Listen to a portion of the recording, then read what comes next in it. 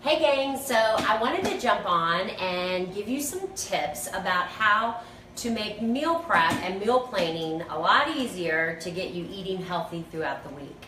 If you're catching this on the replay, my name is Amanda Nyberg. I'm a registered dietitian specializing in bariatric and weight loss nutrition, and my passion is to simplify accurate nutritional information and provide cutting-edge strategies to help you live the best lifestyle possible. So today I wanted to show you a little bit about what I do on the weekends in order to make healthy eating a lot easier. I have a full-time job and I've got 2 busy kids, and if I don't do a little prep on Sundays, then we tend to not eat as healthy. So if you take a little time at the beginning, at the end of your weekend, to think about what you're going to cook and what you're going to eat for the week to come, then you're going to be that much more successful. So let's start with breakfast. I was actually sitting on the lake talking to a bunch of girlfriends this weekend about how crappy breakfast options are. They're full of sugar, they're so unhealthy, and we were trying to think of ideas of ways that we could make healthier breakfast options. And so one of the things that I love to do are these gluten-free, dairy-free peanut butter and banana muffins. They're super delicious and they're super easy to make. You make them all in a blender. You need a couple of ripe bananas, you need a couple of eggs, some honey, a couple of other ingredients. You blend it up, you pour these suckers out, bake them up, and they're good to go. I love to use local honey. There's a lot of health benefits to sourcing your honey local, so be sure to find that.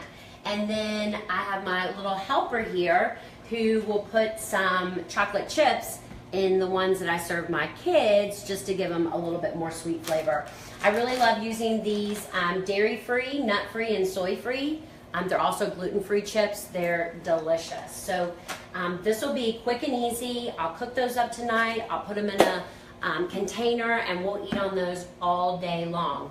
17 grams of carbs per muffin. I think there's 3 grams of fiber, so they run about 14 net carbs. And then don't put any chocolate chips in mine, girlfriend. The next thing, moving on to lunch, things that I'll do, definitely going to get my rotisserie chicken. I'm going to pull all the meat off that. That's going to be a quick and easy lunch for me. I'm going to put that on my salad. I'll even use it at night if I'm running late. So I've got that to take care of. And then I'm making a tomato and cucumber avocado salad. I'm just going to toss this in some balsamic vinegar and some extra virgin olive oil. And then what I'll do is I will keep my avocados and just take those with me to work. And then at lunchtime, I'll slice this open and add it to it. Trick about avocados, 2 tricks.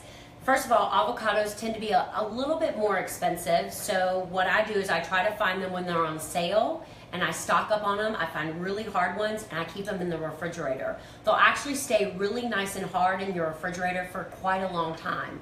All you do is pull out the 1 or 2 that you need, that you're going to use a couple of days before, and they'll get nice and soft. Another tip for avocados is, let's say you do buy a big bag of avocados and they all go ripe at the same time.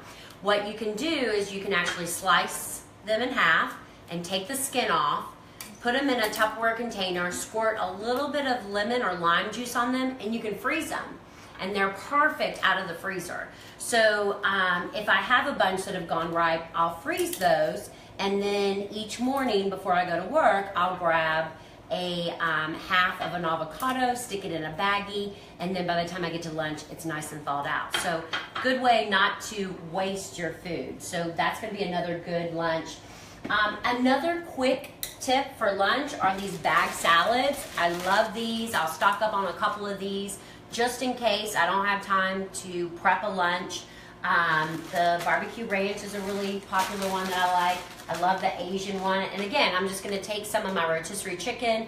I'm going to throw it on half of these salads, and I've got a quick meal. These are also great. I take these to the pool a lot in order to have something quick and easy to eat. The best thing is they're $3.50. which is a heck of a lot better than that $10 salad from Panera. So they're super cheap and easy to use. So that's my breakfast. I got that taken care of. I got lunch thought about, and now I'm moving on to dinner. So one of the things that I love to do every weekend is definitely roast up a ton of vegetables. Vegetables are by far the food group we should be eating the most of. And it's probably the one that we don't eat a lot of just because it takes time and effort to prep and cook vegetables. So I find that if I prep and cook my vegetables in big quantities throughout on Sunday, then I'm much more successful about getting them in. So I've got broccoli and we've got cauliflower today that we're gonna cook up. I will toss them in coconut oil. I know there's a lot of controversy out about coconut oil right now. I've got a whole video coming up about why coconut oil is not the enemy. But a couple of tips. Coconut oil is a really good cooking oil because it has a higher smoke point versus cooking with olive oil, which I don't necessarily recommend. The tricky part is that coconut oil comes in a solid form. So what I'll do is I'll buy it in a glass jar so that I can stick it in my microwave and heat it up for about 15 to 20 seconds, and it will actually liquefy. You can see that this coconut oil, after I heated it, is liquefied. The nice thing about coconut oil is it can go from a solid to a liquid without any oxidation or becoming rancid. So I just find that makes it a lot easier to use if I buy it in a glass jar, because you don't want to put plastic in the microwave. So I'm gonna pour out a little bit of the coconut oil. My favorite seasoning salt is Lowry's garlic salt. It's just really simple, it's really easy to use, and it gives my veggies a lot of flavor. So we'll just toss those in the coconut oil and we will spread them out on our baking dish, and then we're gonna bake those for about 30 minutes, kind of tossing them halfway through. Another quick and easy tip, I hate cleanup. The less I have to clean up, the better. So line your pans with this heavy duty Reynolds wrap, and then when everything's done cooking, I just fold it up, throw it away, and put my pan away. So it makes cleanup a lot easier. So we're gonna do some roasted vegetables this week. I'm also a huge fan of pre-cooking my meat. We usually have tacos every week, but this week we're gonna do a egg roll bowl. So I went ahead and pre-cooked my sausage for that. So it's an egg roll in the bowl, it's got cabbage in it. So I've got that ready to go. All I'm gonna have to do is fix up the cabbage. I've got a quick meal ready to go for that. And then another thing that we're gonna eat this weekend this week is chicken stir fry. Again, I need quick and easy things. I work full time, I've got busy kids. So I love these stir fry kits. They're really good and easy to use.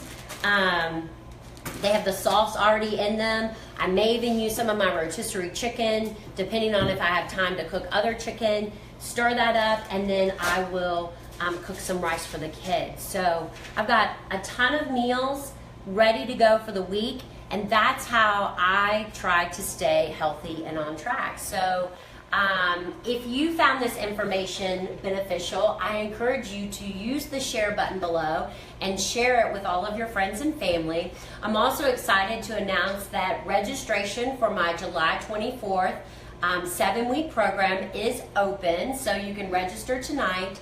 I'm going to put the link below, and I would love to hear what you do on the weekends to make your meal prep easier so that your family's eating healthy throughout the week. I hope you guys have an amazing 4th of July, and I'll see you soon.